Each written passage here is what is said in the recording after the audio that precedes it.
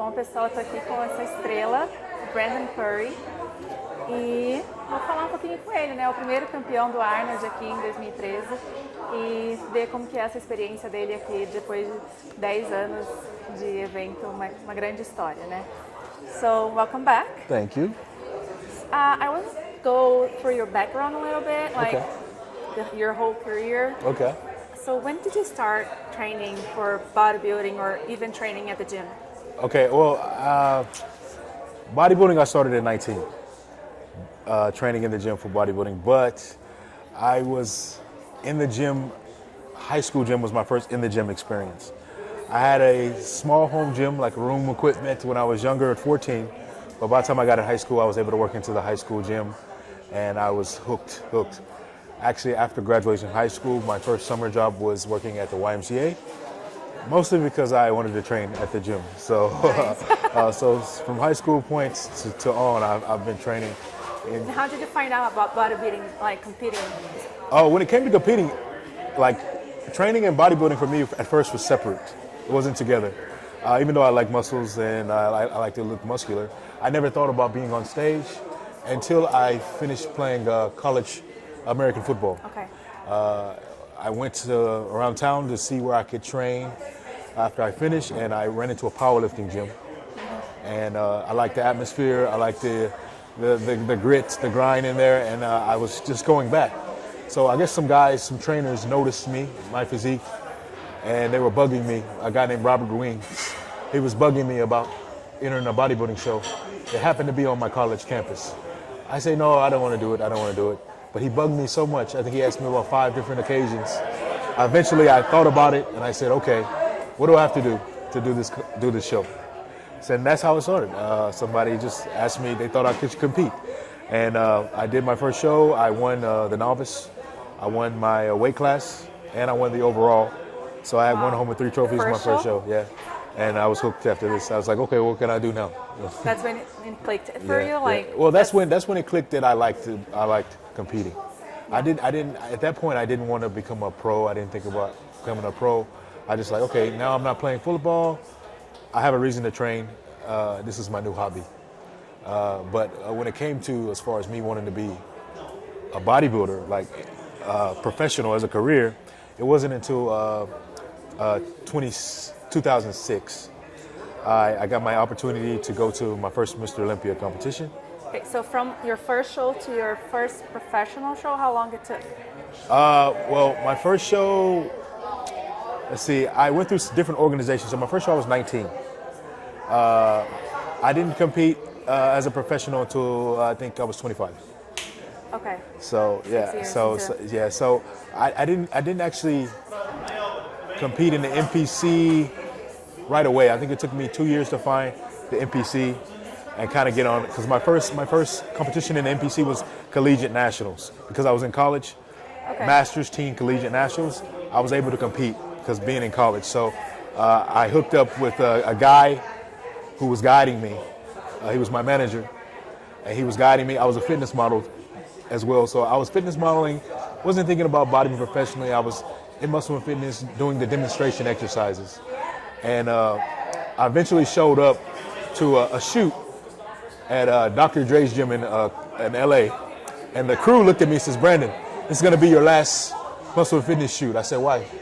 They said, because you're going to flex. And I said, I'm not a pro. I'm not a pro bodybuilder. Like, why would I go to flex? But I realized they saw me getting bigger. They saw me developing. They knew I was going to go pro soon. So, but it wasn't until I went to my first Olympia, and I saw Ronnie Coleman for the first time on stage, and I thought Ronnie was going to break the record and get 9 titles and break the record because he only had 8. But Jay beat him, and I thought it was impossible for Ronnie to be beat. So at that moment when I saw Jay win, it's like the whole crowd got crazy, but it got silent for me, and I got tunnel vision. And it's like, it's put on my heart that this is what you should be doing. And I'm like, man, that's ironic because I'm already doing it. So I made bodybuilding from a hobby into a job. And that's when everything started changing for me. So I started having the hobby. This is not a hobby for me. It's my job now. Right. So even though I didn't know a lot, I didn't I didn't have a lot of experience. My mentality about everything I was doing changed.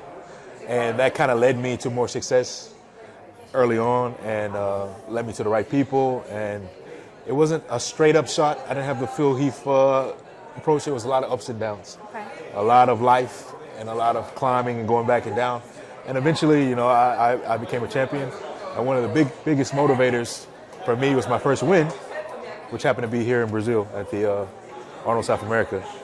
That was in 2013, right? 2013, yes. And from there to to become an Olympia champion, it took you 6 years. 6 years, yes. What? That was when your mentality changed. My mentality changed. My mentality changed when before I turned pro. Yeah. So I turned pro in 2008. Okay. But my first pro qualified contest was 2007. So 2006, when I saw Ronnie Coleman not win the title, that's when the mentality changed. Okay. So that you took. saw like possibilities of. Yeah, I was like, I could do this. I felt like I should be on the stage. And it just turned out that the very next year, 2007, I got a contract with Flex Magazine as an amateur, BSN. So I got to work with the guy that I looked up to, Ronnie Coleman, because he was with the same company as well. And talking about mentality, like, what do you think it changes from like the champion from the rest of them, like mental wise? It's your ability to. It's like an internal knowing. Like when you're in life, you have challenges, and it can break your desire to do things.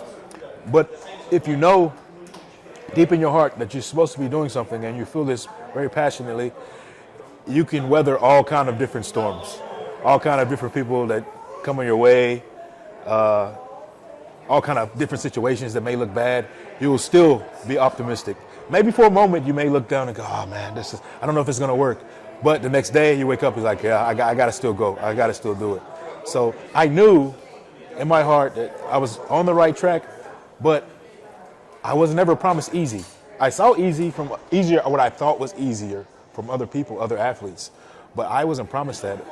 But I knew that if I continued to pursue what I knew I was supposed to pursue, that it would eventually, I would get to where I needed to go. With the right mindset, it's easier to overcome like the not physical, but like the difficulties of being a high level athlete and all the things that you have to compromise to be a bodybuilder, like at that level? Yeah, you have to have the right mentality. You have to have the bodybuilding in general. As you compete, it develops what I call tough skin, because you get used to being judged, you get used to being not winning all the time, and you're used to being criticized and critiqued. And either you can take all of this and use it as a negative and as a burden, or you can take this and you can use it as, okay, this is opposition, just like in the gym. I'm going to struggle. I'm going to struggle through these workouts just so I can get better. So it's this struggle that I'm going through in the process that's going to make me better. If it was easy, it wouldn't be fulfilling. It would never fulfill you. So it's that struggle, that ability to mentally endure that a champion has, that no matter what, they're going to try to get better. No matter what they're given, they're going to try to get better. And it's just a matter of faith, not only in yourself, but in your own abilities, but in the process, because it's a process. Nobody's a champion overnight. Would you say like your career is more what and like people haven't seen than what they saw on stage? Right. Yeah, you never see what a champion goes through. Like the Phil Heath documentary is out. I'm giving them a plug because I've seen it. It's a good documentary. But Phil Heath is a great champion, one of the greatest champions in bodybuilding. But that story tells about what he went through, his lows, and how depression hit him, and how, suicidal things that he was thinking about, because it wasn't always the champion. He had to develop to be a champion, and to develop to be a champion, that means you have to endure something. You have to overcome something. This is not going to be given to you. So this is what people need to understand. It's not going to be given to you. You're going to have to work for it. It's not going to always look like it's attainable, but a champion puts his head down and continues to work no matter what the odds are. So if you're really in your heart, you know you're supposed to be doing something, you're going to be tested. We have an expression in Portuguese that says that's what separates boys from men. So I think it's something like that. Like Maturity. Yeah. That's the maturity. So like we have here like 10 years of Arnold South America. What do you think of the athletes, the Brazilian athletes that are coming up? Like they're starting to show more at those American professional shows. Like, how do you see this growth of the bodybuilding here in Brazil? I've been fortunate to see the process and to visit sporadically here and there to see it change. And I remember when I first came in 2010, it was a one female-dominated sport. The women were training, they were lifting more, and that was the excitement was around all the female athletes, And then I come back and I see more, and then slowly but surely over the years I see more guys entering the scene. Eduardo Carrera, of course, he was very competitive in the 212, but there was nobody really in the open. So then you had Brando was coming in very young, very exciting, good lines, and you knew he has the potential, but you said, okay, he's young. So the process, he has to go through the process of maturing and developing. And till this day, I know he's in the show, you can still see him going through the process and still getting better and maturing and developing to what a champion physique could look like. So, and more guys are entering the scene. I see the athletes here have so much support from companies and teams around them, and that is a formula for success in this area in general for the athletes. So it's a very exciting scene right now. I think this is what I would call one of the springs of bodybuilding, and I know in the next 2 years, not just female dominated, but the males are going to be able to step in and play at the same playing field as everybody else in the world. And it's just this close. Yeah. It's just this close. And I'm glad I can observe it.